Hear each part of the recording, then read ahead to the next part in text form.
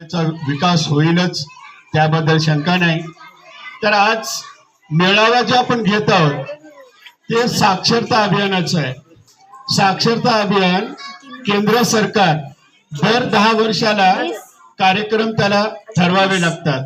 आता काय ठरलं, आज देशामध्ये जर पाहिलं, एकीकडे आपण तंत्रज्ञानाचं युग म्हणतो, संगणकाचं युग म्हणतो, त्यामध्ये आपल्या भारतामध्ये अनेक लोक अजूनही निरक्षर आहेत. त्यांना अक्षर वाचता येत नाही, त्यांना अंक मोजता येत नाही आणि त्यांना दैनंदिन व्यवहार करत असताना त्यांना अडचणी येत आहेत. मग येणारा काळ हा जसा बदलत आहे, तुम्ही पाहत आहात, त्यानुसार काळानुसार तुम्ही बी शिकलं पाहिजे. तुम्हालाही नवीन गोष्टी कळायला पाहिजे. ज्याला वाचता येत नाही, लिहिता येत नाही, अंक ज्ञान माहित नाही, 1 ते 10 पर्यंत अंक किती आहेत, कोणते अंक आहेत, ह्या गोष्टी सगळ्या भारतीयपर्यंत प्रत्येक लोकाला आलं पाहिजे. म्हणून केंद्र सरकार हे नव भारत साक्षरता कार्यक्रम सुरू केलेला आहे. आता यामध्ये तुम्हाला काय करायचं आहे, तुम्हाला आम्ही जे शिकवायला जे दिलेलं आहे, प्रेरक म्हणतात त्याला, आपण प्रेरक न म्हणतात त्याला स्वयंसेवक म्हणू. आता ते स्वयंसेवक पूर्वी मागील कार्यक्रमामध्ये गावातला एक प्रेरक निवडला जायचा, त्याला दरमहा 3000 रुपये मानधन होतं. मग या वेळेस आता सुरू होऊन दुसरं वर्ष आहे. आता शासनाने ठरवलं की बा बाहेरला माणूस त्याला 3000 रुपये मानधन देण्याऐवजी असं काहीतरी असा बदल केला की त्यांच्याच घरातला मुलगा जो 8वी 9वी 10वी 11वी 12वी मध्ये शिकत आहे, त्या घरातल्या मुलानंच आपल्या घरातल्या आजी आजोबांना वडिलांना शिकवावं. अथवा त्यांच्या गल्लीमध्ये शेजारच्या घरी जर असतील निरक्षर, 2-3 निरक्षर आढळले, अवतीभोवती जर 10 झाले, तर त्यांनी घरी जाऊन जेव्हा त्या माणसाला वेळ मिळतो त्या वेळेत जाऊन अर्धा तास 1 तास त्यांना जे बदल होऊ लागला नवीन ते बदल त्यांना सांगितलं पाहिजे. त्यांना चांगले शिकायचे व्हिडिओ दाखवले पाहिजे. एवढाच उद्देश आहे. जेणेकरून तुम्ही दिवसभरामध्ये काम करून आल्यानंतर सायंकाळी फक्त अर्धा ते पाऊण तास त्याच्याकडून शिकून घ्यायचं आहे. जेणेकरून आपल्याला येणाऱ्या काळात किंवा सध्या कोणी आपल्याला फसवू नये, तेवढं तरी माहिती, तेवढं तरी ज्ञान आपल्याला असणं काळाची गरज आहे.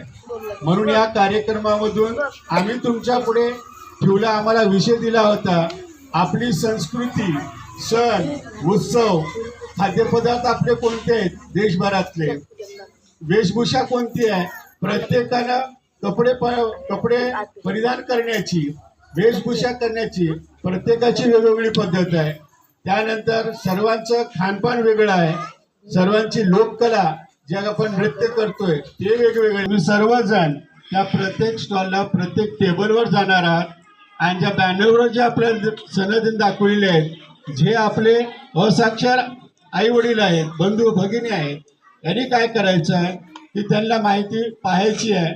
आणि इथून पुढे शाळेमध्ये आता या मुलांचं तर आपण पाहत आहोत, त्यांनी तर शिकत आहेत आणि त्यांच्या बरोबरीनं तुम्हाला बी शिकायचं आहे. कारण आपलं मूल काय शिकलाले हे कळण्यासाठी त्यांच्याकडून आपल्याला शिकावं लागणार आहे.